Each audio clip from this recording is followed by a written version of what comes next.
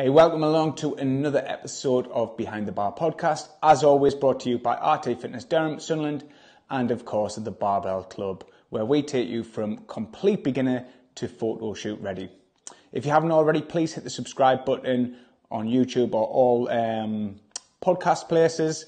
Leave us a review and give us some feedback as well. So in today's episode, we've got Coach Luke.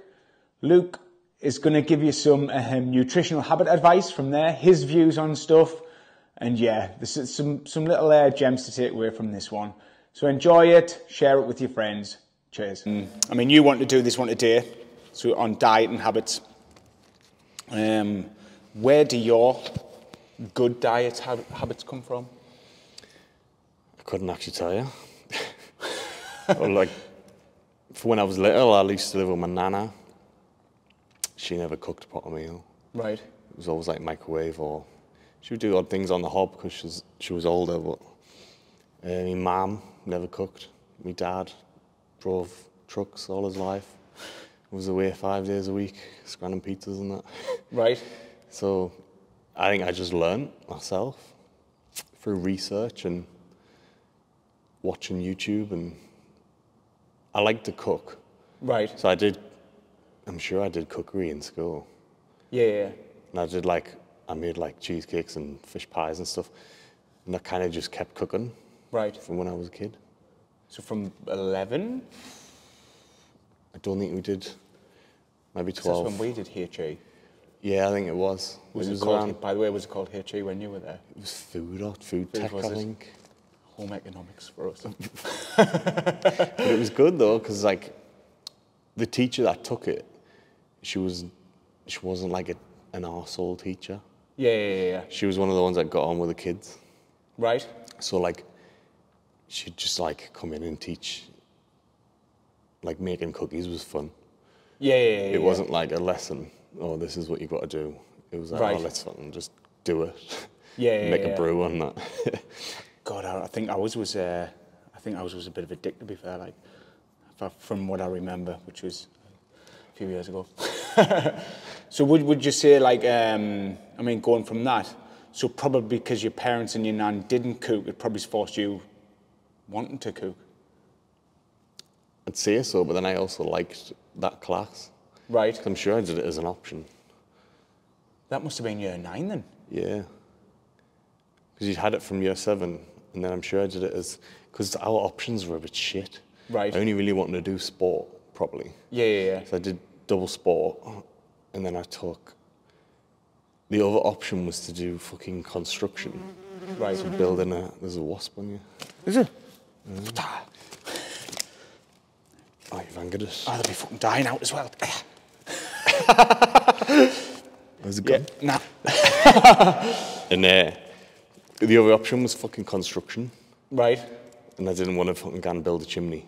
Yeah. So I ended up taking food, and then I think I did art as a second one, just for the crack. Right. So would you say this teacher then is sort of like... Pretty much, probably. I know what you mean. When looking back, she's probably been one of the key factors of you being able to fucking be a beast with your food. Be able to cook food, aye. Mad. Actually, that when you're gonna like that, I mean, I think for me, I mean, I wouldn't even say like I've never been as... Actually, for you, where you said it's been a younger age, because you said before about your YouTube stuff and that, like where you watched all the YouTube stuff. So has that gone hand in hand because of that? Yeah, it's because from like when I was 12, I was just lifting for the fun of it, like chest and arms. It wasn't like dead serious, but then I was making like cheesecakes and carbonara and stuff. So I learned how to do all that, and then as I learned about the nutrition, it kind of shifted over, and then obviously figured out how to meal prep and that. And then I remember my first ever 5-meal diet thing. Right. It was like eggs with peppers, onions, and then I had like a tuna sandwich. Yeah. After training with an apple, and then it was chicken with rice, salmon and potatoes, and beef and rice. And I had like cherry tomatoes and spices and that in the meat. Right. And that was just what I ate. I think it was like 3,000 calories. Right. So, I mean, if you've done cooking, that's like at 13, 14, yeah, 9, isn't it? Yeah, I think I started doing that diet when I was like 16. Right. 17.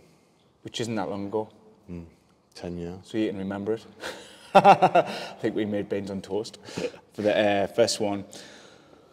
That is, yeah, it's good to know where it sort of comes from for that. But with your bodybuilding style stuff, I mean, it's played a big part, obviously. When was the first time you understood protein then? Oh, I'd say probably when I was growing up. Was it? I used to drink the shakes and that. I used to get the, you know, when Ronnie Coleman's first one came out. Yeah. I had that one. Did you? Because it was my favourite. That was like 15, 14, Sold 15. it along there. So I used to get it from. Oh, did you? When it was on the other side. Yeah. I used to get that one and the Arnold one, the green one. Yeah. Is it NP? I never fell into those traps, but yes. But like, they were nice. I didn't really like my protein back in the day because it was like cheap shit. It was. Now it's like really nice, but most of the stuff back then was cheap shit. Even that was cheap shit. The Arnold stuff that was just full of sugars, and that's it. Because there wasn't, or I don't know if there is, a governing body on protein, because there never used to be. I think it's more controlled now than it was. Yeah. But it's not fully like controlled because they always put new shit in that gets banned. But they're a lot better quality now. Yeah. Like even the lower, cheaper stuff with the MyProteins, it is good. It's not really cheap anymore. It's not cheap anymore. You can't even get the good discounts anymore. It's right up there. But it is good stuff. I like Time 4.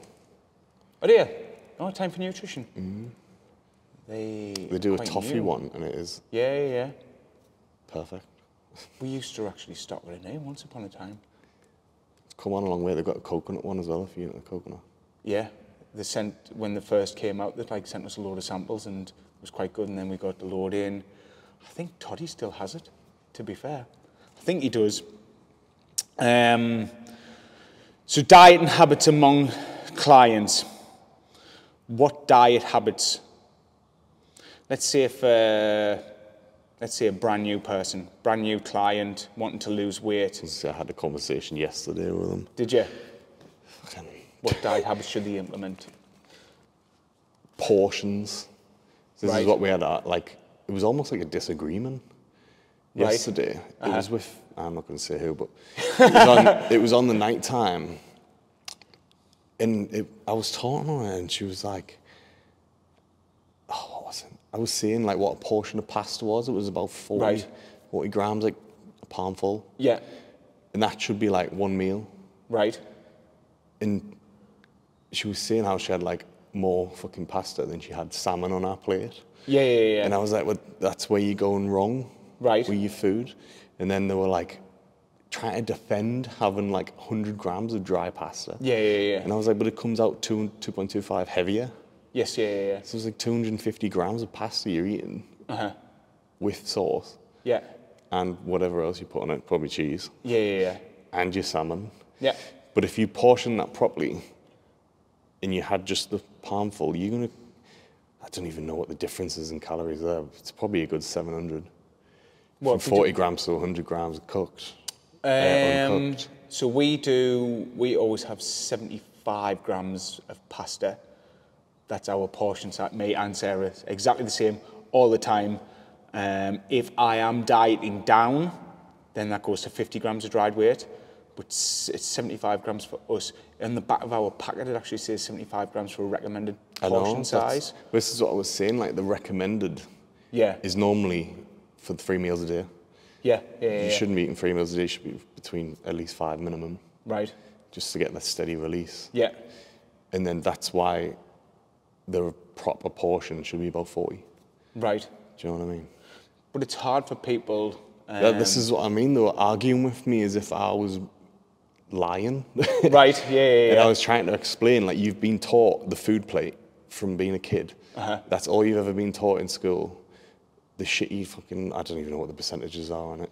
I'm sure it's 25 protein. 55%, it's 55% carbs. It's 55 to 60% carbs, 10 to 15% protein and whatever else fat. That's like in between. Such a bad way to split the food pyramid.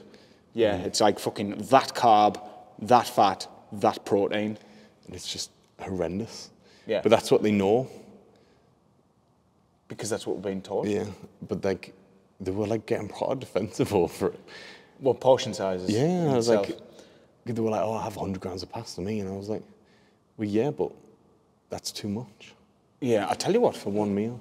I didn't press start on the thing for the timer, but I'll tell you what, I'll search it up, and it is, let's go for me penny from the MyFitnessPal. So, oh shit, I've got that in wrong. Spaghetti, maybe. So 75 grams cooked is 270 calories of spaghetti. Which is, did you say 75 cooked? No, 75 grams cooked at a cooked weight. No, it is actually 270 calories. Aye, but that dry weight. No, this is actually cooked weight. Yeah, so going in dry, it'll be 30 grams. No. This is actually comes up as it's, this is actually a cooked weight of 75 grams, this one. Yeah. Yeah. So I'm saying, so before you cook it, it's lighter. No. This is actually classed as 75 grams of dry weight, cooked is 270 calories. So that's the combined. Yeah, combined, it is done for that one. But when you're having, say, 100 grams, so that's another 25% on top of that, which is another 10, 20. So that's like close to 350 calories for a 100 gram portion on that. And a lot of them don't even weigh it. They don't. They'll just pour. I know. And then add everything else. I mean, so obviously where we wait, we went to my brother's many moons ago when our house was getting done out, and we know our portion sizes, and me brother's lass, she like the portion size was massive. Joe, if you're watching this, it was, but like it was, and I asked like, how do you measure it? And she says, oh, it's like there's these ladle things, like a pasta ladle. Yeah. If it fits in there, apparently it's a portion size. I know, and it was like, I mean, it was double to what we would have had. I would have said that's 150 grams of dry weight. I mean, at the time it was winter and we were getting our house done out. It was fucking lovely, so I appreciated it 100%. Yeah. But that's what I mean for people without them weighing. That you're right, it's fucking. Well, that's the main issue with people in food. Yeah. Because they'll think, oh, I'll have 3 meals a day, but they'll eat till they're full, and then wait till they're starving. Yeah. Or they'll graze between. But if you portioned out your meals and had 5 a day every 3 hours, 4 hours, you're not going to get that hunger spike. But you've got to remember. This is the thing I would say about diet and habits as well. Some people can't have 5 meals a day. Well, you can't. There's always a way. There's always a fucking way. Even if it's got to be shakes. Yeah. And there is, you're right, there is, because you can split it out, say have 2, 3 meals, 2 shakes with fruit, something like that, when you go for your bog break. You're right, because I bet you those people who say they can't fit those in, still go for a 10-minute shit. And just on TikTok. They'll have a fucking pizza when they get in, or Mackey's. Yeah. Which is just the biggest issue. So is that the advice you would give to someone who has those 3 meals? But what about the people who do say they have 3 meals? What would you tell them? Eat more meals. Stop giving us your shit excuses. Yeah, like there's no excuse for not like 5 meals you can split down even in your work day. If you have working 8 hours, you're gonna have a lunch break. Yeah. You can eat before you're in work, during, after, and then you've got 2 meals either side, so you can get up early, have breakfast, and have a shake before bed. It's easy to fit in. So what about those people who skip the breakfast? Well, that's just stupid. But they might not be hungry when they wake up. Why are they not hungry though? Did they eat a shit ton of fucking cookies before they went to bed? Probably. Probably. That's the issue. If you had your good nutrition through the day, you're going to wake up hungry. I tend to find that habit in a way. For whenever I wake up and I'm not hungry, it's because I've ate late on the night. And that's it. But... Well, a lot of them have their tea at like 9, 10 o'clock and then they'll go to bed. They won't Or they'll sit up and do whatever, but that's still a late meal. Yeah. I think they still have stuff on top. I can't sit and just watch the telly and not have something to eat. And it's another bad habit, isn't it? Well, it is, exactly. No, it is. It's a diet and habit, and what it's only been for the last... Came in, from the 1940s or something, when TV dinners hit the... Oh, the microwave dinners. Hit the scene, they were marketed to be edible in front of the telly. Yeah. Which was just about terrible. Quite an American spiral, thing, wasn't it? Yeah. That's where it rolled from. And we're like a bit behind America. Yeah. So what would you say to those people who do sit up? The diet, the habit of eating, say even after your meal on the night, the people who snack afterwards, that habit. It's all in the same way as moderation. If it's all tracked and accounted for, and you're in your calories, you're still going to be hungry if you're in a deficit. Yeah. It's just, that's the science. Right. There's no way around it. Like, people who tell that they're against, that they don't fit into the science are just not doing it. Right. Apart from the odd exception of thyroids and metabolic disorders, but they're so rare that you don't see them very often. I don't think I've ever, apart from my mum, met someone who's not had a thyroid. Right. Do you know what I mean? Yeah. But they'll tell you that they've got a thyroid problem without ever being diagnosed. Yeah. And that it doesn't work for them or whatever the excuse is. But if they do snack late, then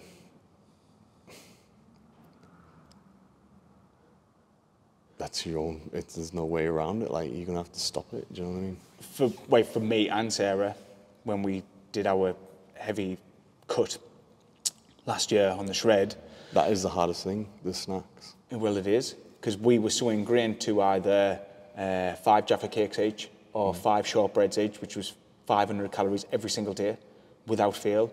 Even well before that, I used to pouch in and this is in my fitness lifetime, I was pouching in a share bag of, what they call peanut M&Ms? Yeah. One of them. I had it tracked wrong, and so I kept doing it.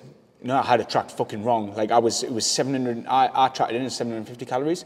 Fucking hell, that's brilliant, that. And then I re-scanned it back in a few months later, and it was actually 1,500 calories I was going through in a night.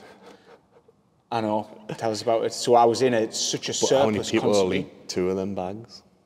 What, a share bag? Yeah. It's supposed to be designed for 2. What is a share? I don't know what a share bag is. What's the difference? Being about the pouches? The pouches. Or the big bags? Well, it was a share bag, so it wasn't just a normal bag. The normal bag was the 750. Yeah. And I think I don't know. I scanned it in the share bag once, and it just come up that 750 calories. But I think it came up as a normal bag. Yeah. And the share bag's double, so it's the wider bag and up. I don't think I've ever seen them. Have you not? No. I've only seen the You little... don't go down the confectionery aisle, do you? Not really, not very often. But how many people will eat one of them every day just to graze on, and then have a Mackey's, and then have The difference with me, I was training hard. I trained hard, moved more, so I was never like gaining weight in a sense. But then you'll always achieve that homeostasis, won't you? Right. So if you train, 3 to 5 days a week, yeah, and you're not sitting on your ass, you get minimum 10k, you're not going to fucking get huge. No. It's going to be very hard for you to get like obese. Yeah. So I don't think it makes as much of a difference for you compared to someone who has an office job, who doesn't train very often. Yeah, but it's the thing is, even when you're telling people to track and they say, oh, well, I can fit this in. But what's the Tesco's lunch these days? The meal deals? 500 sandwich, a fucking 500 chocolate bar, and a well, I wouldn't say it's that. I wouldn't say it's that much. It depends if they get full sugar stuff, which people don't tend to get because I don't think the full sugars are in with the meal deal because of the sugar tax. Yeah. So even so, it's a sandwich, a bag of crisps, and a chocolate bar, something like that. Yeah. Yeah, something like that. And must be at least 1,000. I'd say 800. 800. But even so, that'll be someone's just snack that they sit at the desk. Well, yeah. Well, that's half of someone's calories if they're trying to lose weight. That's the thing. Like it is, but people.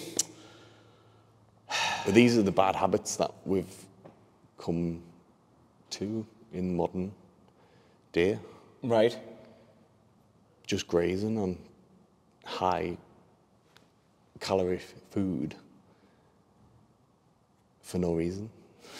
What's the worst nutritionally bad habit?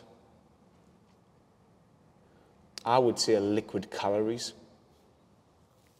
It's not like Starbucks. So, I mean, obviously, I know we talked about alcohol before, but alcohol, one. Yeah. Starbucks, that daily latte, which is close to don't probably realise the calories in them. 300 calories. In a small. Is it? Yeah. So I think it's like 250 in a small. Yeah. I mean, I did a. And the large is about 5.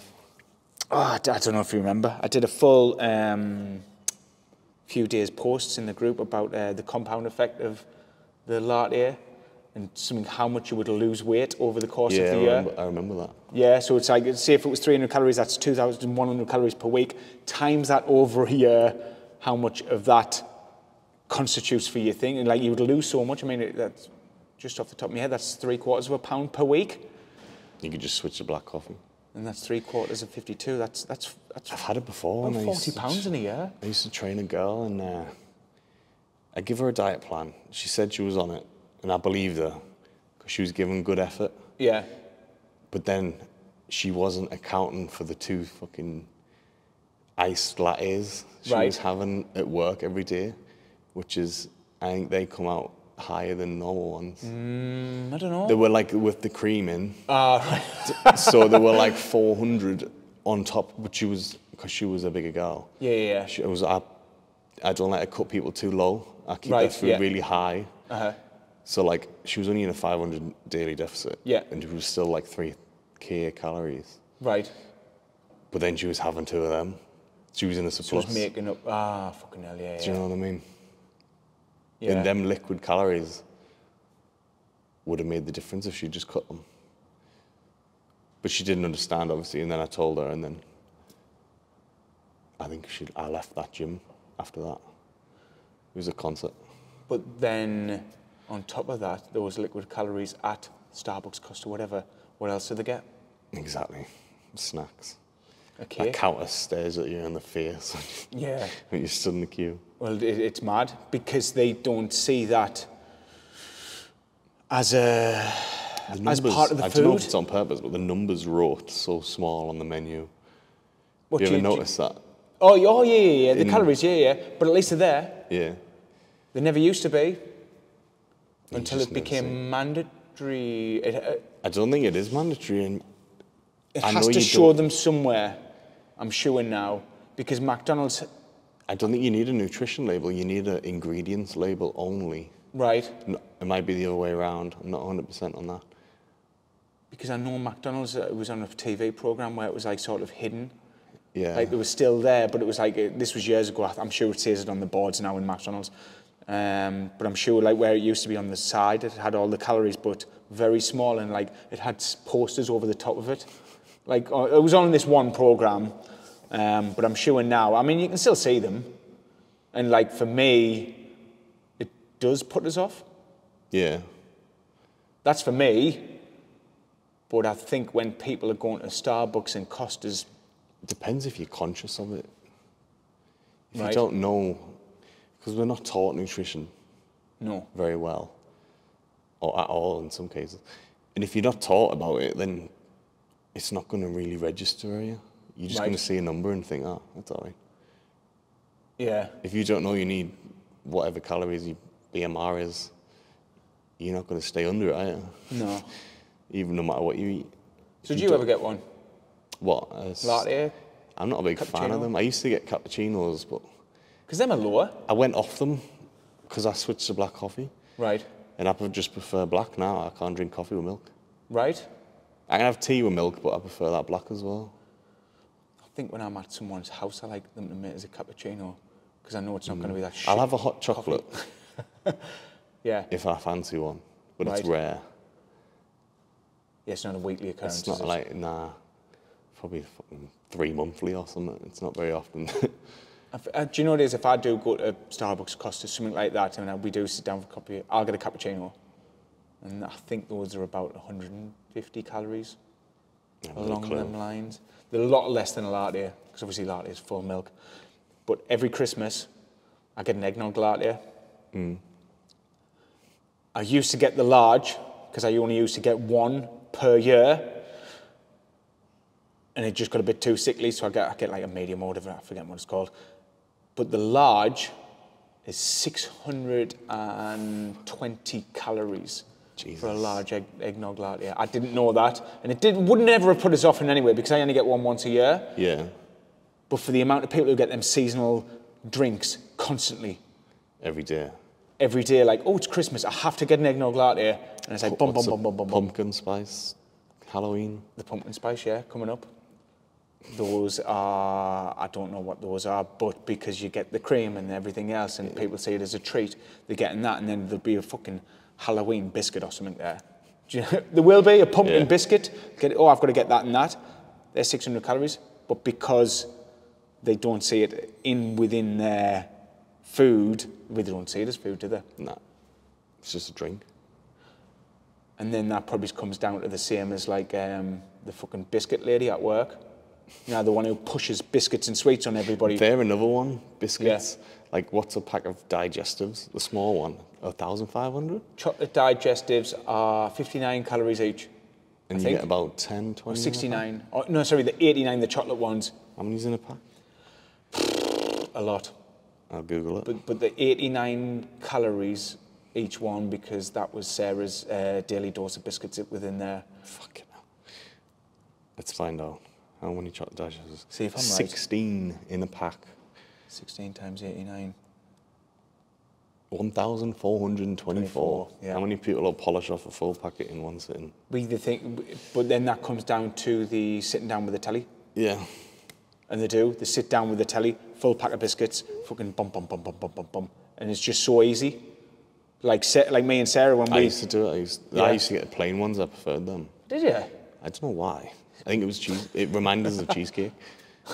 Because that's how I used to make my bases, but in cups of tea. Right. I'd go for a pack.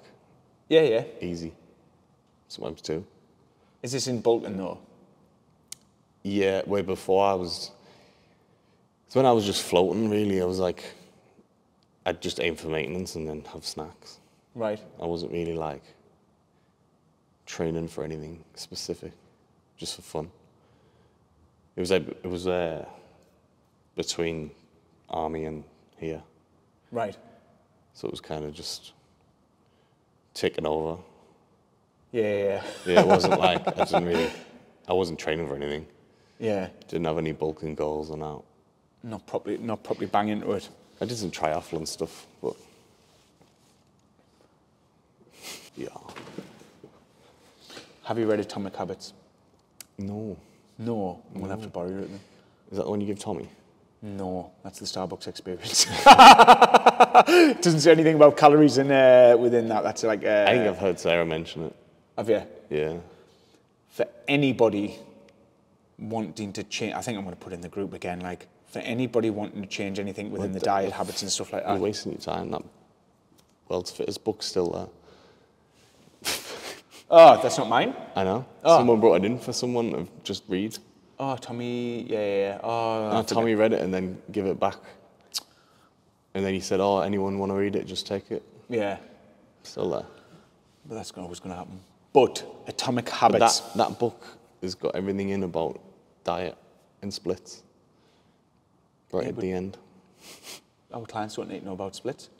That's what we're here for. It explains, like, because he did his own test on himself. Right. So we did the 3 diets, the 3-way, like, straight split, even macros. Right. High fat, high carb, carnivore. Right, okay, Did them all. Put weight onto a certain weight. Stripped for a certain time. Same results on all 4, sorry. Was it? Because of calories in versus calories out. So he like kind of... But he's a fucking machine though. Yeah, he is. He killed himself actually. Oh, did he? Yeah, he was doing some swimming in Loch Ness for 24 hours, and he was from must have, you know. But he was in hospital. I don't know what he did. He's going to post something about what happened, but he hasn't yet. Wow, this is extreme, isn't it? But is it like the atomic habits? If you get it, or clients get it, with it, it's just about making them tiny little changes day in, day out. Well, there's the old saying, isn't it, about the leak. The leak? The leak in the bathroom. Right. Especially towards diet, like, if you've got a leak, your first port of call is stopping the water. Right. Which is, I'm sure it's like, I can't remember the exact analogy, but it was something like, you just got to track your food. Yeah. That's plugging the leak. Then, once you've mastered that, you can start to clean up the other stuff, like clean up the floor, whatever it is. Right. Which is changing foods out. Yeah. And then you'd resort, I think it's like resort the full bathroom, and that's putting in the new habits. Right. Like changing all the fucking appliances or whatever. And it's like, a lot of people just need to track. You could lose weight tracking and eating shit. Like, it's just science. Yeah. But no one wants to do it for some bizarre reason. But they all want the results. Yeah. Like, they want the end goal without the work. Well, that's a habit in itself, in tracking. Like, it's hard. Like, I mean, you've seen with all of our clients, it's hard to get people to consistently track. And I've tried it with people, like little hints and tips of like, this is all from Atomic Habits as well, where say the MyFitnessPal, like basically for your Facebook, your Instagram or whatever, you hide that app on your phone somewhere else, somewhere where it's not normally visible, because when you open your phone you do that. In exchange, put the MyFitnessPal logo like there. A rewiring. Yeah, so it's basically wherever you normally, you click, where you click for your Facebook, you'd have your MyFitnessPal there, and you would have your Facebook hidden well back. And basically the concept is, you are not allowed on Facebook until you've tracked your food. I know what you mean. That's a good one, that would be fair. It is. I fucking said it loads in the group, but I don't think a single person's probably done it.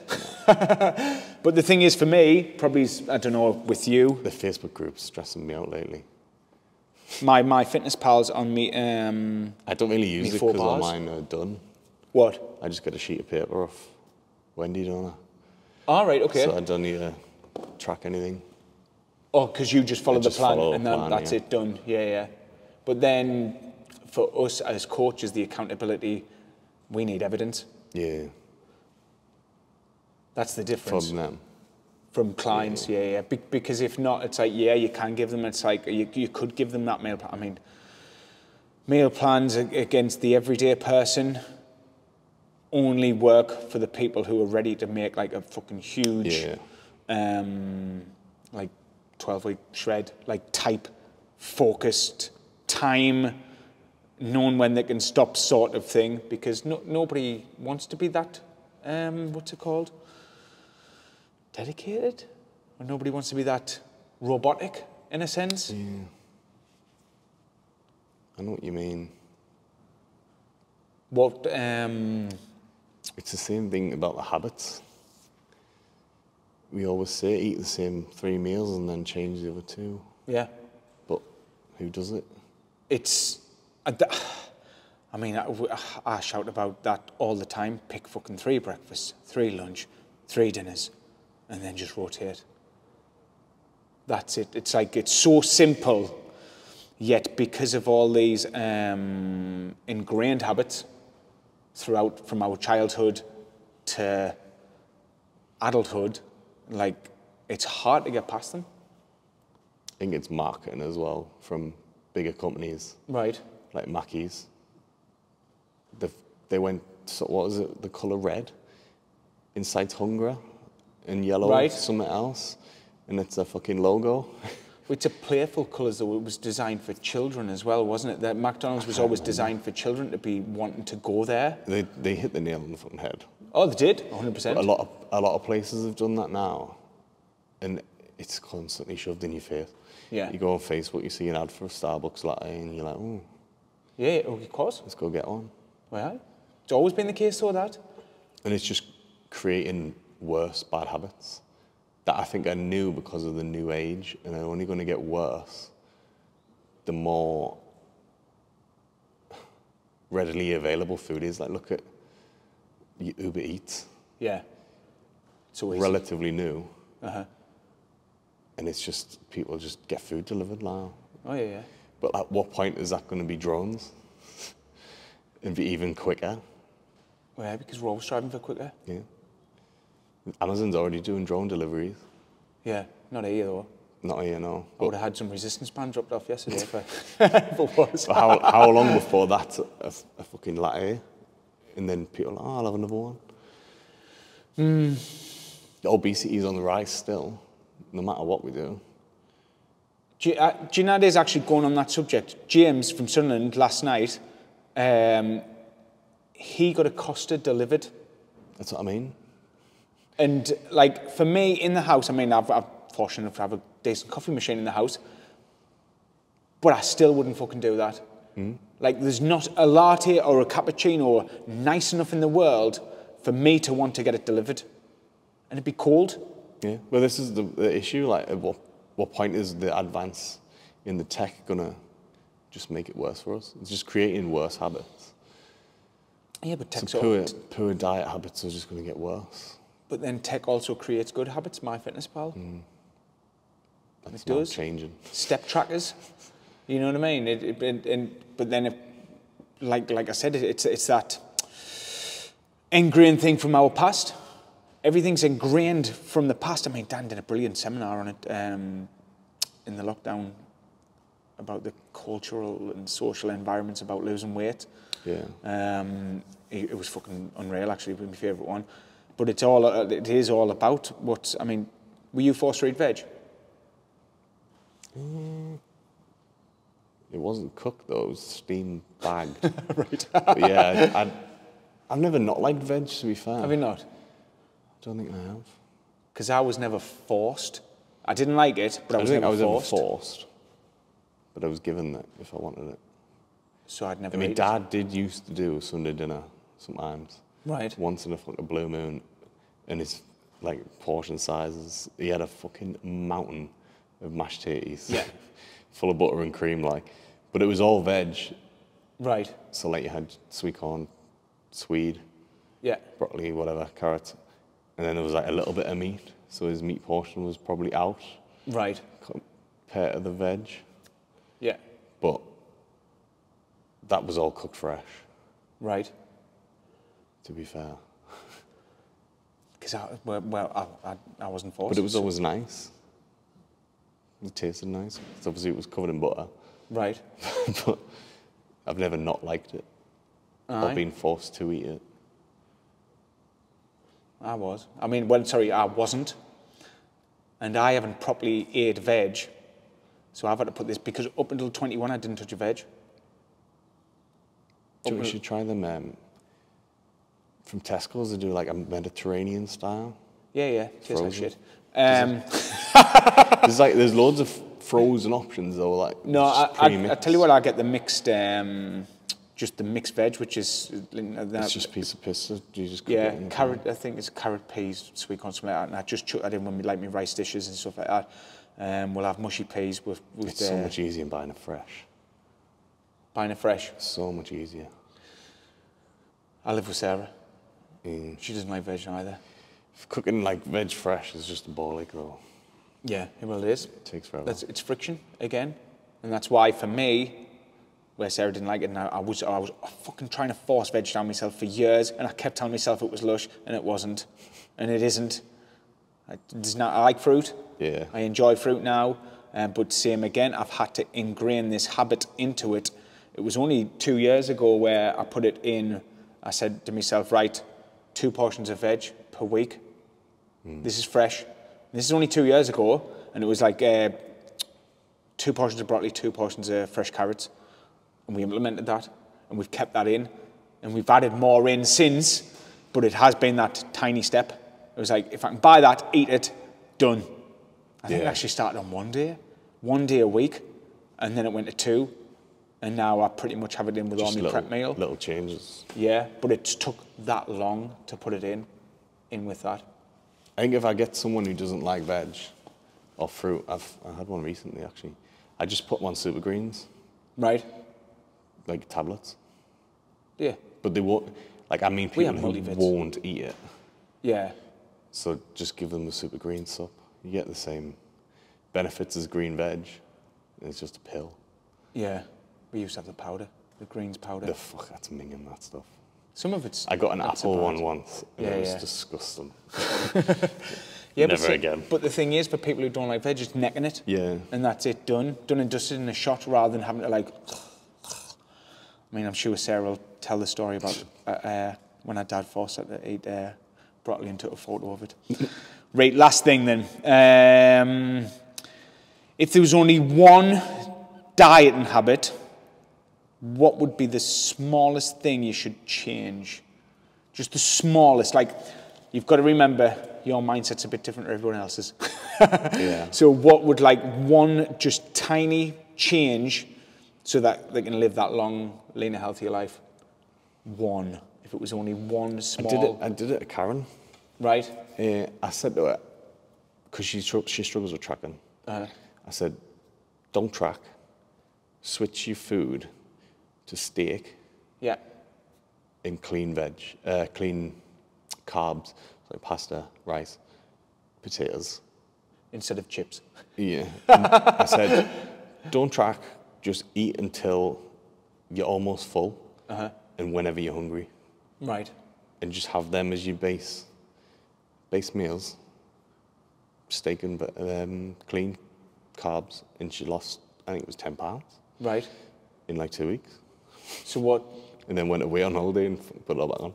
So how do you say that? What you've just said? It's just a switch to from unprocessed to processed to unprocessed.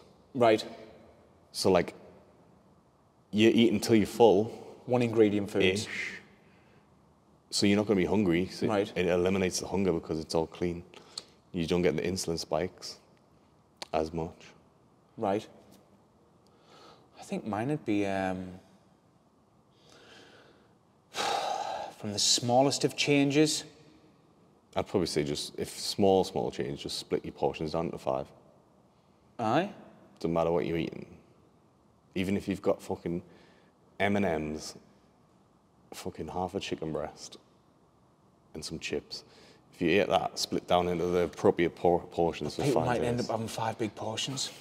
Well, that's what I mean. I'm saying, if you read the portion sizes and you split it down into one portion, and you had that 5 times a day, you'd still lose weight. What's the portion size of M&M's? Just a handful, yeah, 30 grams. So you have like 4 M&M's. Yeah, well, it is, but that's what it is. That's just like an extreme version. I think that again's friction though for people, because then they're gonna have to check the portion sizes, all the rest of it, and I don't think it's. I'm but like, say it was minute. pasta. Yeah. And they were having 200 grams of pasta, but they split it down into 5 portions of pasta. That's still going to be less calories than the one big one. Do you get what I mean? Yeah, if they can. This, I mean, like, it's like a tiny inconvenience to do, but you would lose weight even if you didn't track anything. You just had the portion size that is recommended. Yeah, so you could say just fucking stick with the portion size recommended on the pack, couldn't you? Actually weigh your food. I think for me then it's just going to be, I would say just think about a big portion of a lean protein with each meal. Yeah. That's it. Because I think if you think like in that terms... If you take that food pyramid that you want about, and you just switch the protein for the carb. Yeah. There you go. Yeah, switch it round. It is like we always tell people, fucking think of your protein first. But it is, if you fucking woke up and had a fucking chicken breast for breakfast, because you can't really eat 2 chicken breasts. Nah, you can't overeat on chicken. I gave someone one once, and because he was night shift, so his breakfast was backwards. Yeah. Because his pre-workout meal, and he had chicken breast in his first meal. Yeah, exactly. This is the way it worked, and he was struggling to get it in. So. Well, it is. It's like you would struggle. I struggle to eat chicken breast in the morning. It's heavy, in it? Well, it is. It's heavy, and then like, say if you implemented like, because the thing is, if you had fucking 2 bits of chicken breast in each portion, and then much veg, I mean, they'd lose weight like that. Mm. But I think that's a good little thing. Protein. I think losing weight as well, you don't need to be fucking shredded. No. It's fucking shit being shredded. Yeah. At the end of the day. You just need to be fucking normal. Most people would benefit from being 10 to 20 pounds lighter. Yeah. You don't need to be like to the bone abs. Yeah. Just the good 15% for men, whatever's it, 30 for women? 25, 30? Yeah. That's where you want to be. Yeah. That's where you're going to feel the best. Always. And it's never going to be much difference for most people, unless you're obese. Sweet. I think I could talk about habits all day, to be fair. And you could just keep going on. I know. I'll call it there then. Yeah. Nice, Luke.